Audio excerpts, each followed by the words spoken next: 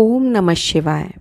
अध्याय है स्वयंभू मनु और शत्रुपा की, ऋषियों की तथा दक्ष कन्याओं की संतानों का वर्णन तथा सती और शिव की महत्ता का प्रतिपादन।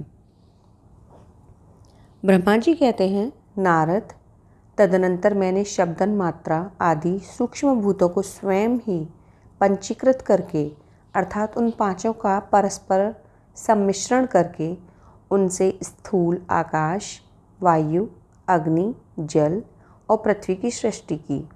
पर्वतों, समुद्रों और वृक्षों आदि को उत्पन्न किया। कला से लेकर युग पर्यंत जो काल विभाग हैं उनकी रचना की। उत्पत्ति और विनाश वाले और भी बहुत से पदार्थों का मैंने निर्माण किया, परंतु इससे मुझे संतोष नहीं हुआ।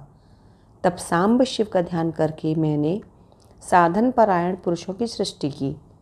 अपने दोनों नेत्रों से मरीचि को, हृदय से भृगु को, सिर से अंगिरा को, व्यान वायु से मुनिश्रेष्ठ पुलह को, उदान वायु से पुलस्त्य को, समान वायु से वशिष्ठ को, अपान से कृत को, दोनों कानों से अत्रि को, प्राणों से दक्ष को, गोद से तुम को, छाया से कर्दम मुनि को तथा संकल्प से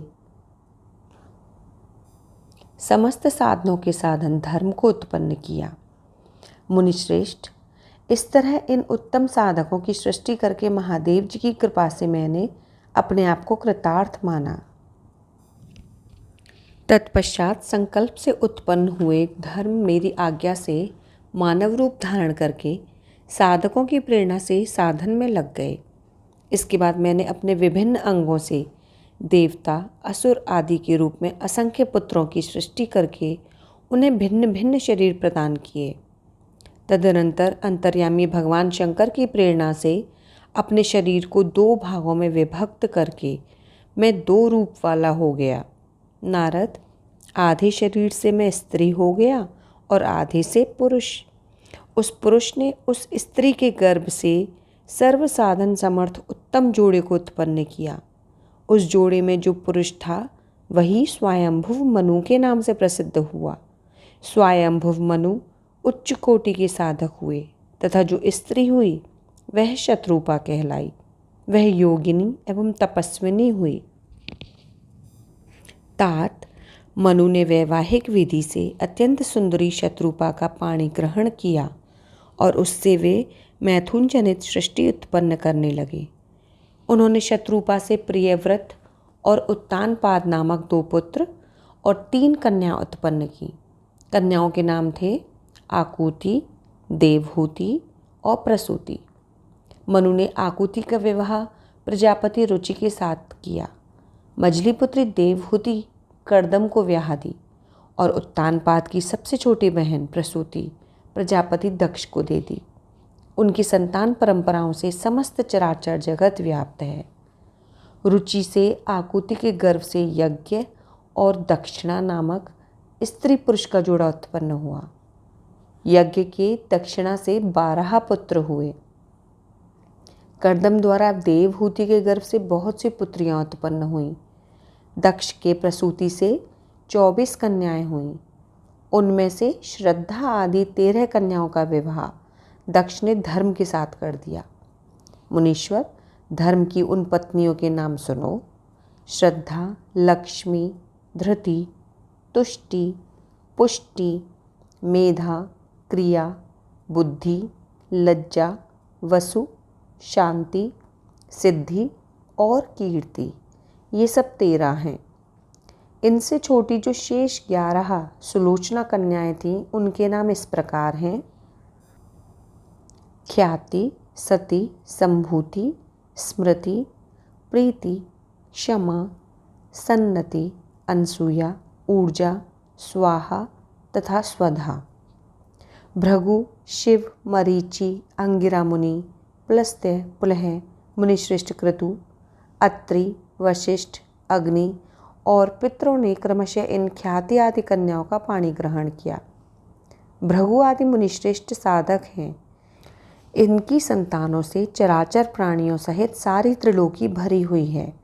इस प्रकार अंबिकापति महादेव जी की आज्ञा से अपने पूर्व कर्मों के अनुसार बहुत से प्राणी असंख्य श्रेष्ठ द्विजों के रूप में उत्पन्न हुए। कल्पभेद से दक्ष के 60 कन्याएं बताई गई हैं। उनमें से 10 कन्याओं का विवाह उन्होंने धर्म के साथ किया। 27 कन्याएं चंद्रमा को ब्याह दी और विधि पूर्वक 13 कन्याओं के हाथ दक्ष ने कश्यप के हाथ में दे दिए। उन्होंने 4 कन्याएं श्रेष्ठ रूप वाले तार्क्ष्य अर्थात अरिष्टनेमी को ब्याह दी और भृगु, अंगिरा, कृशाश्व को 2-2 कन्या अर्पित की। उन स्त्रियों से उनके पतियों द्वारा बहुसंख्यक चराचर प्राणियों की उत्पत्ति हुई। मुनिश्रेष्ठ, दक्ष ने महात्मा कश्यप को जिन 13 कन्याओं का विधि पूर्वक दान दिया था, उनकी संतानों से सारी त्रिलोकी व्याप्त है। स्थावर और जंगम कोई भी सृष्टि ऐसी नहीं है जो कश्यप की संतानों से शून्य हो। देवता, ऋषि, दैत्य, वृक्ष, पक्षी, पर्वत तथा तृणलता आदि सभी कश्यप पत्नियों से पैदा हुए हैं। इस प्रकार दक्ष कन्याओं की संतानों से सारा चराचर जगत व्याप्त है। पाताल से लेकर सत्यलोक पर्यंत समस्त ब्रह्मांड निश्चय ही उनकी संतानों से सदा भरा रहता है, कभी खाली नहीं होता। इस तरह भगवान शंकर की आज्ञा से ब्रह्मा जी ने भली भांति सृष्टि की।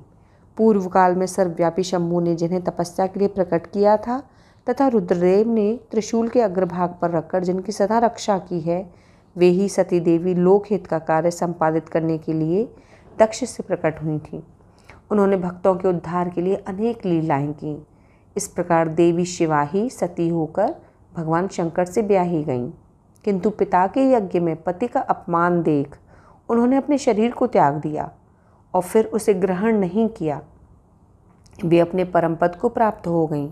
फिर देवताओं की प्रार्थना से वे ही शिवा पार्वती रूप में प्रकट हुईं और बड़ी भारी तपस्या करके पुनः भगवान शिव को उन्होंने प्राप्त कर लिया। मुनीश्वर, इस जगत में उनके अनेक नाम प्रसिद्ध हुए। उनके कालिका, चंडिका, भद्रा, चामुंडा, विजया, जया, जयंती, भद्रकाली, दुर्गा, भगवती, कामाख्या, कामदा, अम्बा, मृडानी और सर्वमंगला आदि अनेक नाम हैं जो भोग और मोक्ष देने वाले हैं। ये सभी नाम उनके गुण और कर्मों के अनुसार हैं। इस प्रकार मैंने सृष्टि कर्म का तुमसे वर्णन किया है नारद। ब्रह्मांड का ये सारा भाग भगवान शिव की आज्ञा से मेरे द्वारा रचा गया है। भगवान शिव को परब्रह्म परमात्मा कहा गया है। मैं, विष्णु तथा रुद्र, ये 3 देवता गुणभेद के उन्हीं के रूप बतलाए गए हैं। वे मनोरम शिवलोक में शिवा के साथ स्वच्छंद विहार करते हैं। भगवान शिव स्वतंत्र परमात्मा हैं। निर्गुण और सगुण भी वे ही हैं। हर हर महादेव।